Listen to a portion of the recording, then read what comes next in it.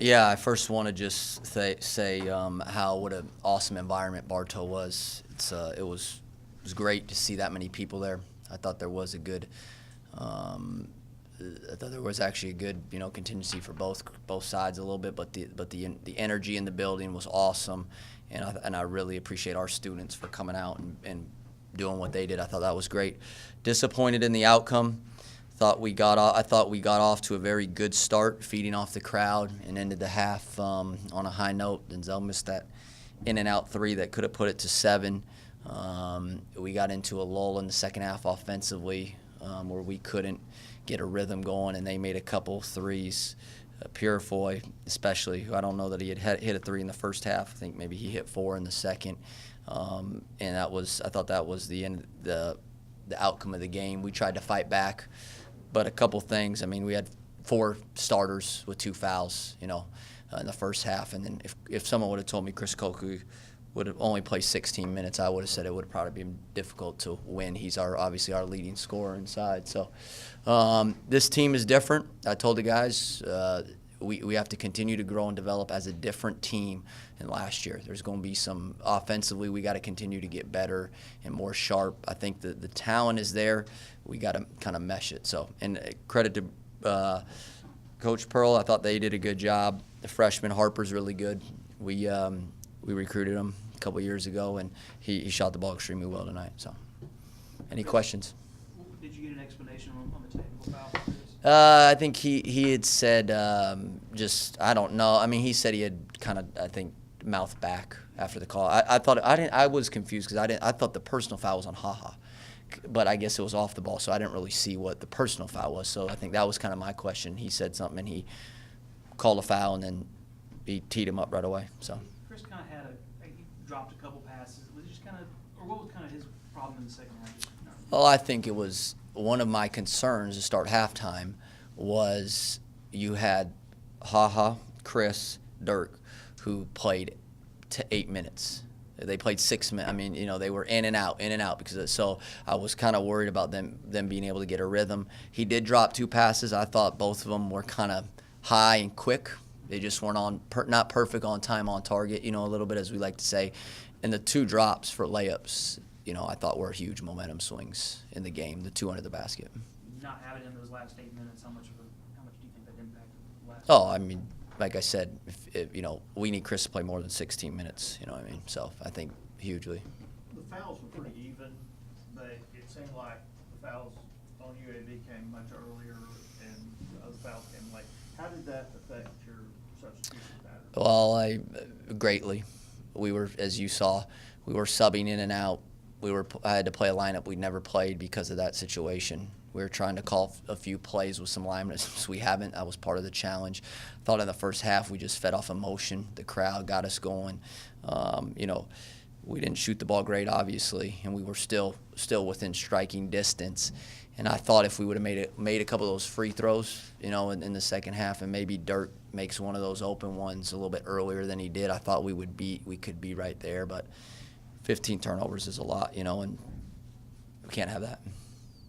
How big is it to have a game like this at Bartow? I think it's huge. It's huge for our program. I mean, I know we had a lot of fans, recruits here, and again, just I think everybody, myself included, who have been around the program, who know about the tradition, really this is kind of like what I think we all envision Bartow can be like, and hopefully it will be more consistently. And I understand it.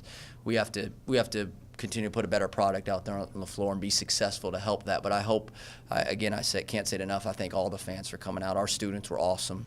I mean, that was a phenomenal student section. Hopefully they'll come back and we'll get a couple more, atmospheres like that as we go forward in the season. Do you remember what was the lineup that you said you had to play that really hasn't played? I think it was when we had Tyler and Haha and Tosin, so we had the 3 bigs. Ty's been playing the 4. I had to play him at the 3. Played a little 3 actually in that game, and we moved Ty to the 4, and then I think we had JD and Zell. It was just again, we were just kind of, and you kind of saw the rotations they were just choppy because of that foul trouble. And I think with our team, I told us guys we're still trying to find out what's a rotation. You know, we take it for granted, I think, and I do as well, just how seamlessly last year, you knew when you came out, you knew when you were in, and you knew what to expect from each guy, pretty much every night for the most part. This is a totally different situation now. This is a totally different team. Guys learning new positions. We're going to continue to try to tinker with lineups to maybe give us a different advantages as we go along. They hit a lot of threes again tonight. Is this a problem with closing out on defense, or are people getting lost? I think it's I think one of the things is transition defense. We play two traditional big guys, and nowadays one of the things in college basketball, and Auburn now this year with Purifoy at the 4, they play one traditional big guy, and so when you have 4 shooters, you're having HaHa and Tosin and Chris go out to play on the perimeter, which we were on Purifoy. That cost us a couple. We had to play zone because of the foul trouble, and Harper got hot. I thought we did a decent job in the first half up until then. But again, I think it's still trying to find ourselves. And some of these teams that play smaller with multiple shooters have given us trouble. We're going to have to come up with a few things to fix that. Probably that we were so close and we couldn't come out on top. That was probably the worst part, especially for our seniors. It was a great game, but we wish we could have came out on top. So just kind of like a missed free throw here, a missed stop here, just kind of a little bit of too many things probably? We missed a lot of free throws down the stretch, including myself. I think I missed 3. I went 1 for 4 from the free throw line, but, it all comes down to getting stops and, scoring. So that led to the loss, I guess.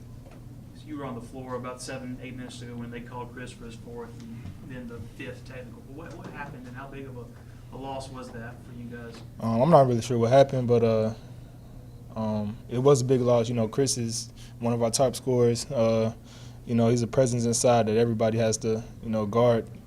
So, him being out, him fouling out, it hurt our team, I know. Probably would have been a different outcome. You had 2 big dunks in the first half, really kind of got the crowd going.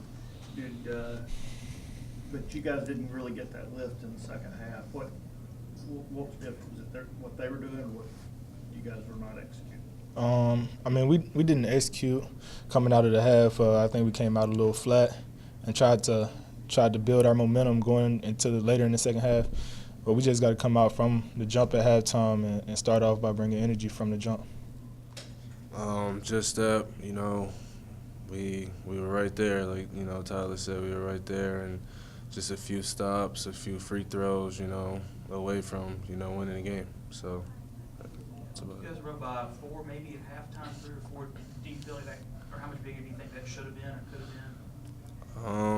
been? I'm not sure, how much bigger it could have been, but we just knew that we were at a pretty good spot, and we've been struggling, coming out in the second half and playing with the same intensity that we had in the first, and we knew that would be a big challenge for us, so that's what we were focused on. But I just think we came out a little flat, and it cost us in the end.